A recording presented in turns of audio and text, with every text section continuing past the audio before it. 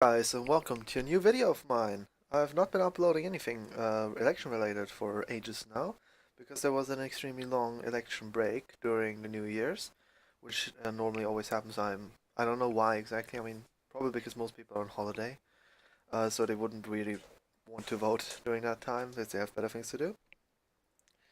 So I'm gonna just start right here today with the election is happening today, which is the Abruzzo regional election, the first actual major election of 2019. I've waited a long time to finally be able to cover an election again. It's been a little bit boring ever since. Then I've tried to fill the gap, but I got 5 views on anything not election related, so that's great.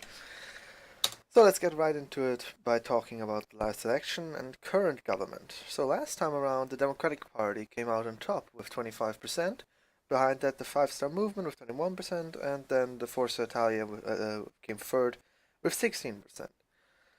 Now, those parties are, except the Five Star Movement, are expected to have a very, very hard time this election. So, the elected president, the president who was elected was Luciano de Alfonso, who won the presidential election with 46% of the vote, right in front of Giovanni Chiodi with 29% of the vote, who isn't standing anymore in this election. Neither of them are. But a very interesting thing about Giovanni is that I found out when I looked into the electoral history of this region is that a fuck ton of people here that have been standing slash elected as candidates are called Giovanni. I, I don't know. I'm not sure. Is it like an extremely common Italian name or something? Maybe, but that's weird. So, whilst talking about Giovanni, let's talk about Giovanni Lolli, who is the current interim president of Abruzzo, because for some reason Luciano Di Alfonso resigned in 2018 after he got elected to the Senate a month after, I think. I don't really know the exact reason, but he resigned, and now Giovanni Lolli is there. But Giovanni Lolli won't actually be the candidate for the PD this election, so let's move on to the candidates to find out who will be it instead. So instead of Giovanni Lolli, a different Giovanni took over for him as presidential candidate for the PD, that being Giovanni Leganini. He's a former senator and the current vice president of the High Council of the Judiciary. So a judge, a lawful man. The next candidate would be Marco Marsilio. He's standing for the Brothers of Italy, and as the candidate for the centre-right coalition, Giovanni is standing for the centre-left coalition. Um, I find it weird that he's standing for the Brothers of Italy, or if I pronounce it right, Fratelli d'Italia, or Fraticelli. I am gonna in this video not pronounce anything correctly in Italian. I'm gonna try to use the English pronunciations because I don't personally feel confident enough to speak Italian. Anyway, he's standing for the Brothers of Italy as a presidential candidate, and he's a former councillor in Lazio and a senator for Lazio. He's not actually from the state, but he was a founder of the Brothers of Italy. So I guess that gives him some kind of credit. He's probably going to have a relatively difficult time because of him, well, not being from the region. And then we have Sara Makosi. She's from the Five Star Movement. She is relatively new to politics. She's only been with the Five Star Movement for a few years. But she would probably be the most recognizable of all these candidates for the region because she stood last time around as well. She also got in third place last time, and she's probably going to be challenging first place. And then a minor, in my opinion, dishonorable mention is Stefano Flajani, who's standing for the fascist Pound, but he doesn't really have a chance of getting anything more than maybe 1 or 2% of the vote. So now that we are through the presidential candidates, let's actually talk about the parties that are standing in this election and the coalitions that they are in. Let's start right here with the center-left coalition. It's made up out of the ruling center-left Democratic Party. It's a social democratic, like a typical social democratic party in Europe, which is also the current ruling party. That's what I said, yeah.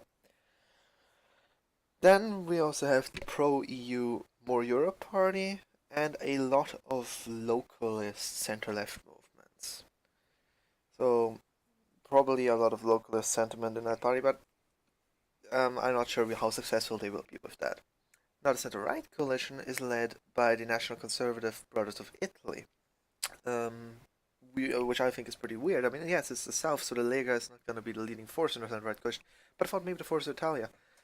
but it seems they don't have enough confidence in that anymore. Anyways, the the right-wing populist Lega is also in the coalition and will probably be the largest party in the coalition. And then we of course have the center-right Liberal Conservative Forza Italia, and a lot of also localist parties which are just center-right. We also have a Christian party in that. So now we're gonna look at how these parties are actually projected to go. So for the presidential election, we can see, I mean, it's not that much polling has been done. And credit to Europe Elects to bringing us this nice graphic down here. And of course the institutes of SWG and Quorum Utrend and Wikipedia for supplying us with these beautiful things here. Anyway, Marsilio is projected to be the strongest candidate, but it's probably going to be pretty close between him and Marcosi.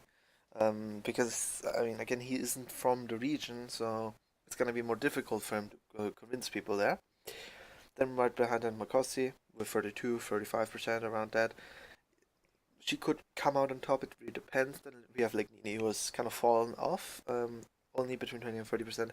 He probably won't win it again. The PD will most likely lose this presidency. And then the others, which is mostly the Castle-Pound candidate, are between 1 and 4%. Now let's move right on to the actual parties that are standing. Here it's a lot clearer who will come out on top, which with the Five Star Movement around in the lower 30s, and behind that the Lega in the lower 20s. That's a lot clearer. You can see that the center right is really dominated by the Lega, whereas the Forza Italia and Fratelli d'Italia are not that strong, and the local center right is also not that powerful. The Partito Democratico, yeah, that was probably horrible. But the Democratic Party, they are gonna have and vote probably around 12-10%, which is not gonna be that great for them. The center-right coalition could, if everything goes very well for them, maybe even have an absolute majority of the seats. Maybe. But really, everything has to go very well for them then. Now, I personally think that these polls seem to be pretty accurate. The Lega will probably lead in the assembly or in the parliament. I'm not sure exactly how they call it.